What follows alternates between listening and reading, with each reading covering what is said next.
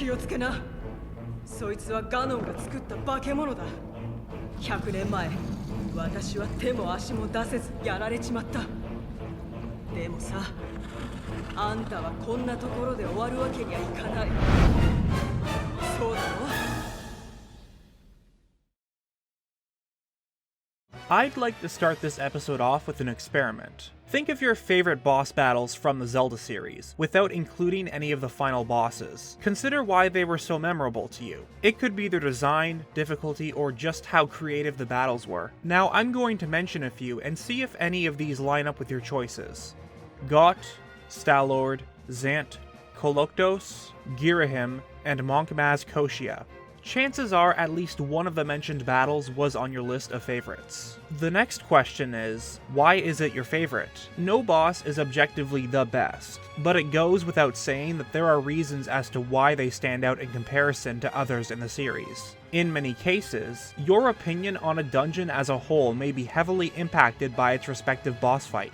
Like other games, The Legend of Zelda Breath of the Wild has its share of bosses. In this episode of the documentary series, we'll look at whether the game succeeds in its execution of bosses or not.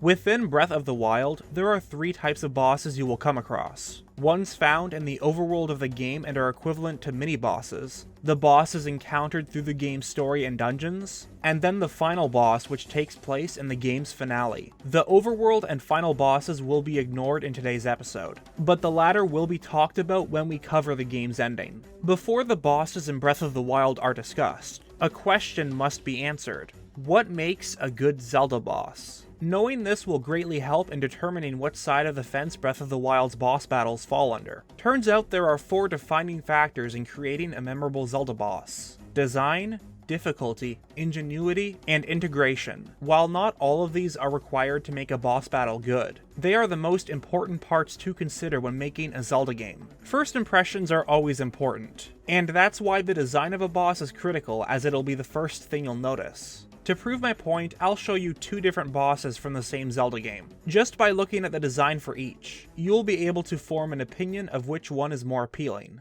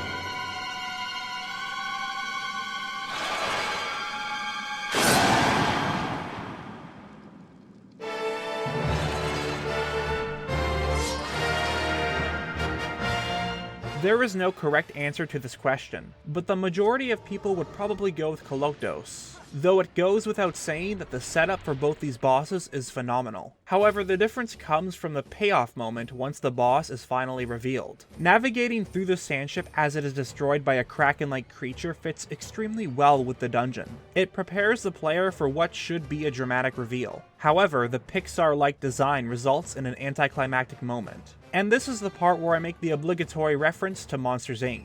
Because it's really no exaggeration to say that this boss feels like something ripped right out of that film. But what Tantalus fails at, Koloktos excels in. The setup is quite simple, however the subtle details are what makes it memorable, as the very first thing the player is met with is the sound of a beating heart. Followed up by the fusing of ancient parts to create the ancient automation, Koloktos. Everything about this opening sequence is epic, and the fight that follows does not disappoint. But another part to note about the designs is their weaknesses. It's obvious where they lie in both bosses, but the biggest issue with Tantalus is that it suffers from the frail eye syndrome. More on that later. Another part of the boss design lies in its sound and music. However, this will only be briefly talked about since it plays no part in having an enjoyable boss battle. Okay, you know what? Scratch that. Music does make boss fights amazing. And speaking of good design, the Divine Beast fights themselves show how a good setup and payoff can be executed. But what about the bosses at the end of each dungeon? Well, if you look at only one of these fights, the setup isn't actually that bad. That is, until you view the others and realize it's the exact same thing 3 more times. Not only for the setup, but also the overall design of the blights. Judging from these opening segments alone, it would be extremely hard to pick a favorite as none necessarily stand out. But perhaps your favorite doesn't have to come from the design, but its difficulty as a boss fight. Because if you have a boss that can be defeated in less than 10 seconds, the game is probably doing something wrong. Difficulty can be broken down into 2 types: artificial difficulty and difficult difficulty. Artificial difficulty tends to be the most frustrating as it stems not from the player's inability to play well and more so how the game was developed. Skyward Sword is a good example with its motion controls, mainly when you try to perform a specific action such as a stab and instead do a normal slash attack. In some cases, it's because the player themselves made an error in their controller movement, but on many occasions your motions won't be read correctly even though you know that you did it correctly. Luckily, aside from motion controls, Zelda bosses don't have much in them that could be considered artificial. In fact, the bosses in this series tend to be more memorable because of other reasons. Very few battles can be considered overly challenging, though that doesn't mean that they are bad. At most, the difficulty comes from learning the boss pattern as well as what their weakness is. It's not Mario levels of easy, but just enough to get the job done. But what about Breath of the Wild?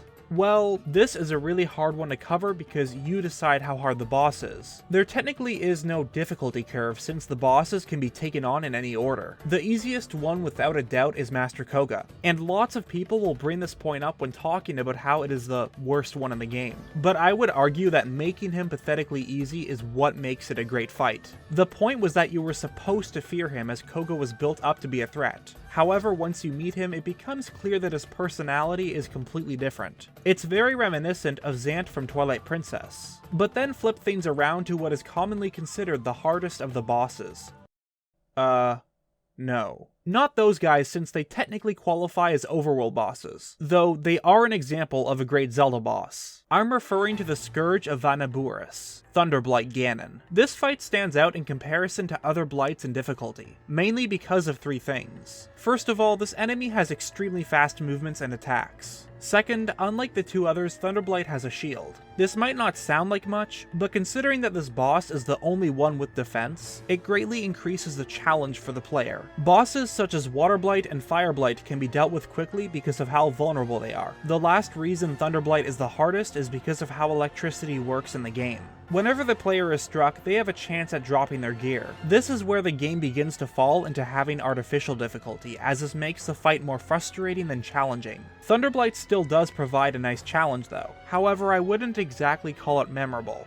There's only so many times you can do the same fight over and over though, and that's why the third important factor in making a good boss is ingenuity, which basically translates to, is the boss fight creative and unique?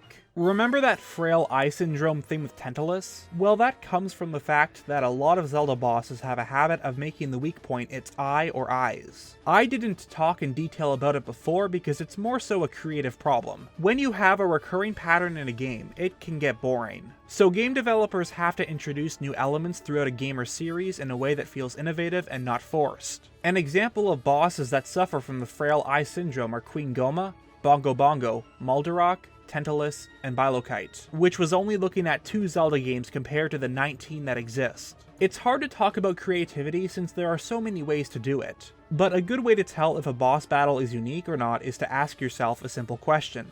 Was it fun? If the player is bored the entire time, then it won't be very memorable. Creative bosses are the ones that keep you invested in the battles, which can be difficult since bosses tend to have specific attack patterns. Once you learn what the patterns are, the rest of the fight becomes predictable. But that is also why some Zelda bosses are able to stand out, and they do so by creating multiple phases for the fight. This way, right after you've figured out how to battle them, the whole scenario changes, whether that be new attacks, a new form, or even changing the battlefield. Once again, Koloktos from Skyward Sword is a great example of creativity in a boss fight. It does so by completely changing the battlefield. For the first half, the player feels safe, since while the boss can throw blades at you, it remains stationary. But that sense of security is thrown out the window the moment the second phase kicks in, because what was once a stationary statue now has legs and a bunch of giant swords. These simple yet effective changes make the battle interesting from start to finish, and the creativity gets better once the player realizes that to defeat Koloktos, its own weapons have to be used against it. But now, let's look at the bosses in Breath of the Wild. In terms of ingenuity, there isn't much to brag about. While the Divine Beast battles aren't boring, it's the same idea each time. Use a bow and arrow to shoot some part of it until you win. Quite a few people don't like how Rudania's fight consists of a stealth mission, but as long as it's enjoyable, I don't necessarily care. The problem for me is that I would much prefer to play through Ocarina of Time or Skyward Sword stealth sections, as they are much more enjoyable than the ones found in Breath of the Wild. The Blights also lack in creativity, as their second phases are underwhelming.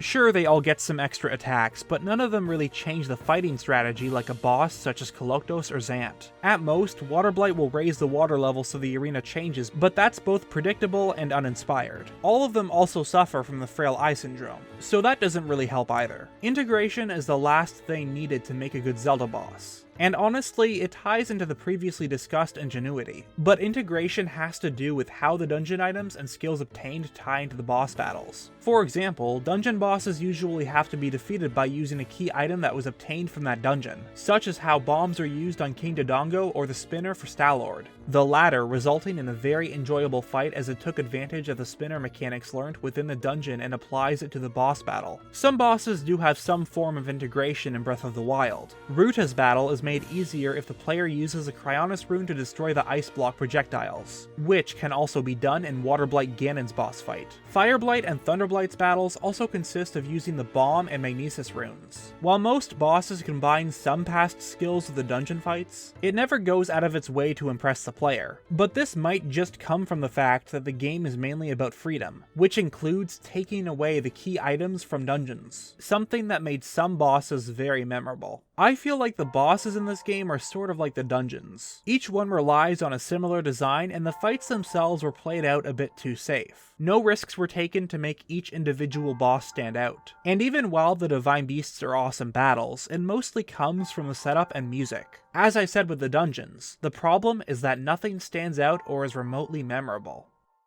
That is, until the Champion's Ballad dropped.